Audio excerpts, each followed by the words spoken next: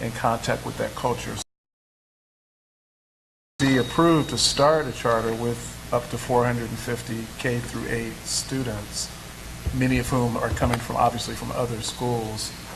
What would that look like the first day, the first week, the first month in terms of installing your philosophy of transformation education? How would you go about doing that? Transformation education, culture is job one. And as we all know, when you walk into a school, you immediately experience culture. So one of the pyramids of transformation education looks at our physical environment and the messages that are sent. So when you come to our schools, you'll see that each school has a theme. Each school envisions something around the community by which the school is located. Each classroom is set up in a way that promotes student ability to be independent and self-regulate. And that's where some of the structures of TEACH come in looking at an environment that allows children to navigate their environment in a way that promotes independence. It begins also with the adults. When you talk about transformation education, we're talking about the adult mindset. And frequently in schools, the understanding is that children do well if they want to. So if a student wants whatever the outcome is, they're motivated to achieve it. And we believe that children do well if they can. And it's up to the adults to figure out what gets in the way. So that's where the contextual problem solving comes into play, to look at how does each child learn and how do we best accommodate their learning styles that will enable them to access the learning environment and to build relationships not only with the other students in the school but also with the adults. When we look at the positive behaviors in the school, we look at creating that culture through a lot of the structures. So we have restorative practices in our schools in the form of community circles. And every morning we get in a circle as an adult through Culture Card. And the Culture Card teaches us about the values of our agency. And we take a look at what is the value for today. And across the entire agency, no matter what part you're in, we all talk about the same value and what impact that has on the job we're going to do today. We do that same practice with our children every morning. We implement the PBIS structures to build positive school-wide expectations. And every morning we sit with children and talk about what those school-wide expectations are and what our goals are for today and something about ourselves so that we promote this environment that says it's a caring community. And we do that. We accommodate the needs of each learner. We look at the strength of the students and we work towards the strength so that every student has a voice, every student has a choice in terms of how they structure their day, in terms of how they work through their tasks, and how they're able to access the learning environment. Just a short follow-up to that. So how, given that we'd have a new school here with the K through 8 and hopefully over 400 students, how would you go about providing the support or professional development to your staff? Are we talking all new staff or some people coming over from other campuses? How would you get things running? Sure. There's an intensive professional development component to all of our schools, and it begins with pre-service training, and that's for every employee in the entire agency. And part of that training focuses on the philosophy of transformation education and the mindset of how we do the work that we do. In terms of the school, we have an orientation period of approximately 2 weeks where we begin to embed the structures and the foundational concepts of our school environment. It's there that we begin to look at the routines that the staff will follow, the children will follow, and how we will go about our instructional day. We also begin to embed in them the instructional practices by not only the regular education, but also the special education continuum, and how do we provide those services. We have intensive professional development that will allow us to further develop within the staff the mindset that aligns with the mission and vision that we're trying to accomplish. We also have professional development days that are embedded within our school calendar. And the leadership team is part of what's called the cultural leadership team, whereby we go for training that allows us to have a mindset that's aligned with the mission and vision as leaders of the school, to make sure that we are sending that vision forward to all the staff that work with us. Okay, thank you. What was the thinking behind opening as a whole school, we've gotten kind of used to schools saying, oh, we'll do a grade at a time and we'll add, 30 kids a year, that sort of thing, just to give themselves time to ramp up. So just explain what made you arrive at that decision. All right, guys. Any of you. I'm not trying to put you on the spot. They just keep looking at me. That's okay. So the reason that we decided to do that was for multiple purposes. Our other two charter schools opened on a gradual entrance program where we added certain grades little by little. And one of the things that we found through that process is that as you do that, you have to reset the culture every year because you have an influx of new students, you have new teachers, and that process requires additional time. One of the things we noted not only with our assessments but also with our student progress is that acculturation process has taken time away from getting into instructional practices immediately. And so one of the things that we felt was we're going to start all up front. We're going to embed the cultural expectations from day one. We will have the staff from day one, so we'll begin with providing the professional development, creating that mindset that will allow them to implement not only instructional practices, but create those relationships in the community that we want to ensure in our school. And the secondary reason is financial, which is that if you start at scale, you don't have a period of time that you've got to fund where you're not covering your costs. So it's another reason that we can do that. And from a historic point of view, the first school we opened, we started with 200 and went up to 660. The second school we did 330 the first year. So you see, we keep the next school this coming year will start with 520. So this will not be the first time that we're doing a school of that magnitude right out of the blocks. So do you feel confident that you have this is a two-part question, a recruitment strategy that'll get you, several hundred students, what for most people will be a unknown quantity, and also given that your strength or your reputation is mostly working with students with special needs, how do you plan on marketing, for lack of a better word, your program to non-disabled students?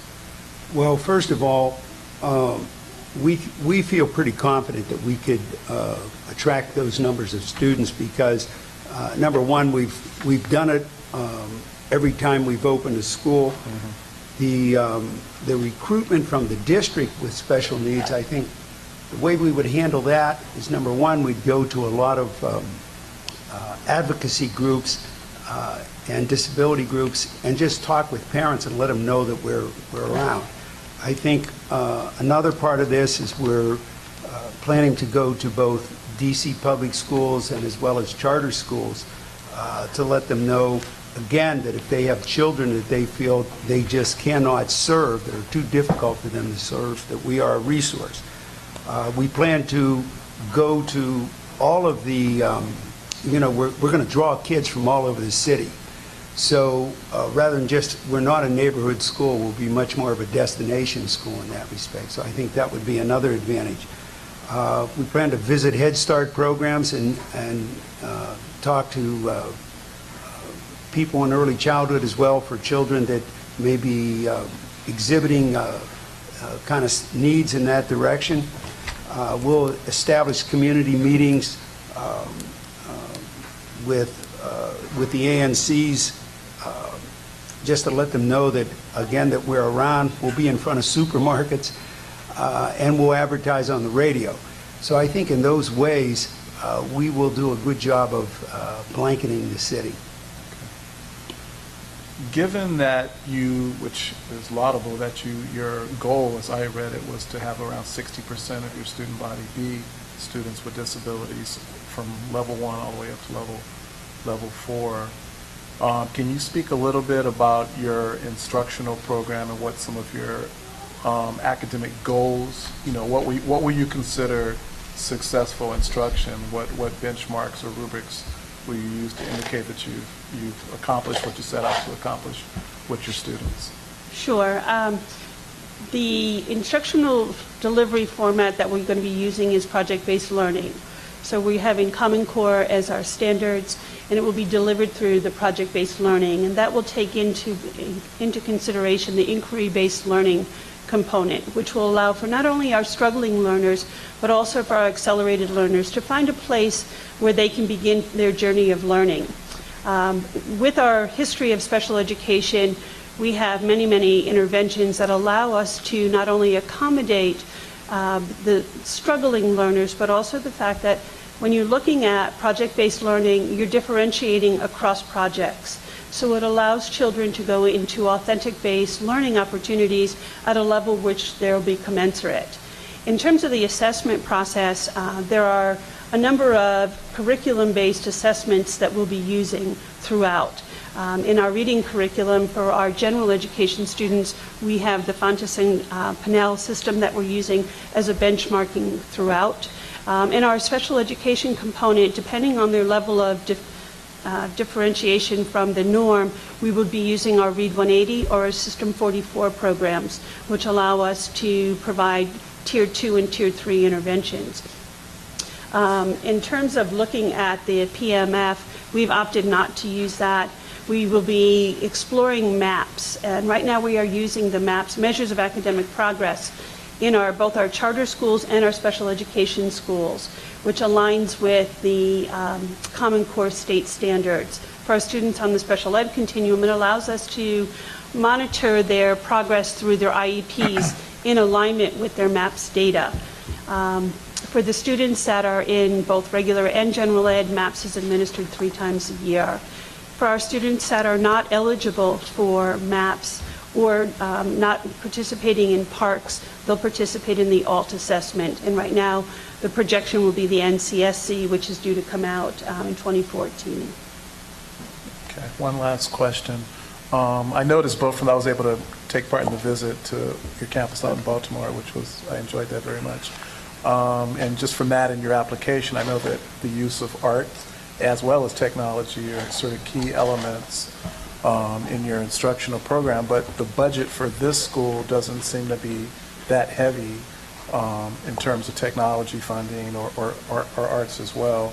I think it's about $65,000 is what I read here for Yeah, well, much technology. of that cost is borne by the owner of the building, who's going to be installing smart boards and a great deal of that technology, and rolling it into the rent. So there's a great deal of technology that's in the plan. It's just not broken out as a line item. I see. And so what about the arts part of your curriculum? So the arts are embedded through project-based learning as well as through our after-school program. When you look at the arts integration and project-based learning, it's an integrated curricular format whereby the arts are part of instruction as opposed to just a separate entity. So as children are engaged in researching and developing their products, it might be a song, it might be a play, it might be an artistic expression. So it becomes embedded within our instructional delivery. Students will also have opportunities in the after-school program to engage in the arts. And although it's not specific in the application, it's really based on the needs of the children, whether it's a sports program, whether it's a musical program, whether it's drama. So that also will continue to enhance our instructional program throughout the day. Okay, I'm done. So I actually wanted to ask a question about the Children's Guild organization. You are going to serve as the EMO or CMO for the school. And I noticed that you are also planning to open 2 other schools in 2015. That is a pretty big proportional expansion and a pretty fast growth rate for an organization. So I'm curious to hear about the adjustments that are being made or that you anticipate being made within your organization and your organizational structure to ensure the capacity of the centralized organization to actually effectively ensure high quality delivery across this growing network of schools, and in particular, how will you ensure, sustained quality of delivery as you scale up? Sure. Okay. First of all, we'll be opening one other charter school plus this one Okay. that year, so it's 2. The Children's Guild is currently a $40 million organization with 350 employees, and that doesn't count the staff that are in the charter schools. So it is a significant organization in that regard. In addition to that, our board has asked us and has now approved a plan called the Scalability Plan, which adds another $1 million of payroll beyond what we currently have, specifically to support the charter schools. That addresses areas like facilities management. Also, obviously, the educational component is a pretty heavy part of what's being supported. And I'm happy to announce that a recent coup of the Scalability Plan is our ability to hire the Chief Academic Officer from Prince George's County, who is now heading all of our schools and is part of putting together the rest of the pieces. There are another 4 staff members that are to be hired under him. And so it's something we take very seriously, that we not get out ahead of our skis, so to speak, and that we be able to handle the additional volume. And so we and our board are comfortable that, without getting arrogant, comfortable that we'll be able to handle this. This will be the first time that we're doing 2 schools at a time that we've been doing 1 a year. And so this will be the first year that we do 2. And we believe that we will be ready and are carefully preparing for that to happen.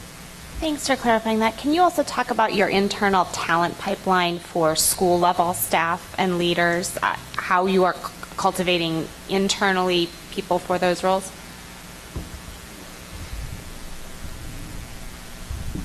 I think one thing is when we interview staff, the very first thing, particularly management staff, assistant principals, people in supervisory positions, with one thought in mind, and that is saying we can only grow if we're able to make sure that we have the talent pool to grow. So we're very much interested in their capacity to not only grasp what we're trying to do, but eventually develop into leaders. So that becomes one part of this. The other thing is, given the training that goes on, there are many opportunities for people to take leadership in the school and for us to see whether or not they're really going to be effective. We also have this, I think Kelly might have mentioned it, the CLT, the Cultural Leadership Team. So twice a month for a couple of hours, anyone who has management talent or is observed to have management talent is part of that group.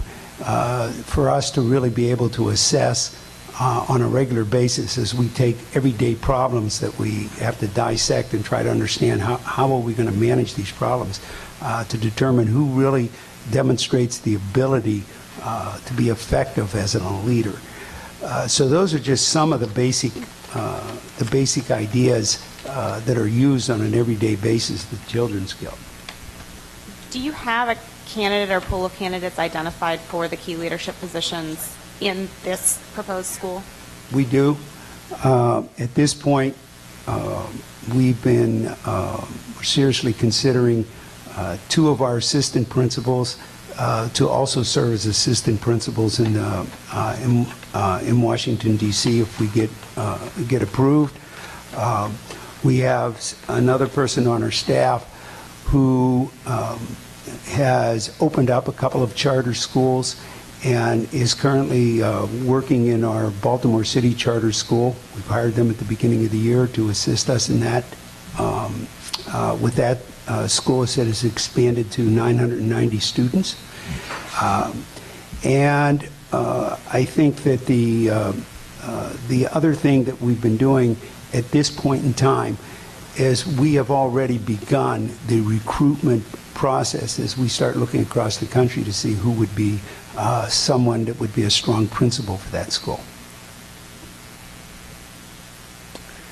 I had a couple questions, if time permits. First, if I understood the application correctly, you anticipate that 40% of your student body will be general education students. And then if I understood your goals correctly, of that 40% that's general education students, 50% would meet their expected growth percentile. Do I have that correct? How did you arrive at 50%? In review of the 15 public schools as well as the charter schools in the area, we really looked at their performance on the DCASE assessments, and most of them ranged in the 30 to 40%. And what we looked at is not only where the other schools ranked, but we also then looked at our own charter schools. And based on the strategies and the techniques that we were using, what could we anticipate? And so that's where we came up with our numbers. And then my second question was, it seemed to me that in reading the application that arts integration is an important component, as is technology, particularly communications and information technology. When you go to your budget, I only see $65,000 for technology for 450 students, and I didn't see any line item for arts integration budget. How would you finance those two components? Yeah, the technology is being put into the school. Much of it is being financed by the owner of the building, and it's built into the rent. So there's a significant amount of technology that's not a line item. That the $65,000 is only some student items that we will have. And I don't know if you want the arts issue. I know that we have integrated arts specialist. We have music. We have art. I didn't see it in the budget, though. It may have been under. It's under other line staffing. Those are in staff. Staff. I can tell you exactly where, if I can get the right page. They're in classroom teacher salaries. Okay. Art, music, library, performance arts, integration specialist. One of each. And then any other requirements then would come out of just general supplies? Correct. Right. Okay. All right. You have one? I have one. Sure. Right.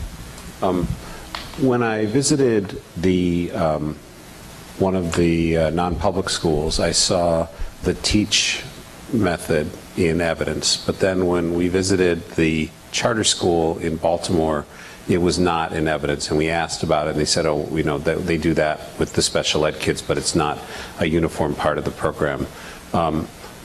This will be a charter school. So my first question is, was that intentional to not roll out the teach at the charter school in Baltimore, or is it just something that hasn't been successful? And what's going to be different at this school? At this point, there are elements of teach that are in all of our schools, and whether they call it teach or not, if you had asked the Baltimore City School, they probably would have told you it's the first 6 weeks of school, whereby they look at the schedules and they look at the daily routines and also some of the PBIS structures. When you look at the special ed continuum, teach really identifies the visual schedules, the work systems, how the environment is set up, and all of those practices are embedded not only within the special ed continuum, but it would be embedded throughout the entire school as supports for the school. When we look at visual structures, we're looking at things like highlighting. For some of our students, you may look at boundaries on the floor. You look at visual learning, which would be our documentation panels, which I think you saw at all of our schools. So those are evidence of the learning process, which is really a visual representation. And so while it may not be called teach, there are elements of it throughout each of our schools. Thank you.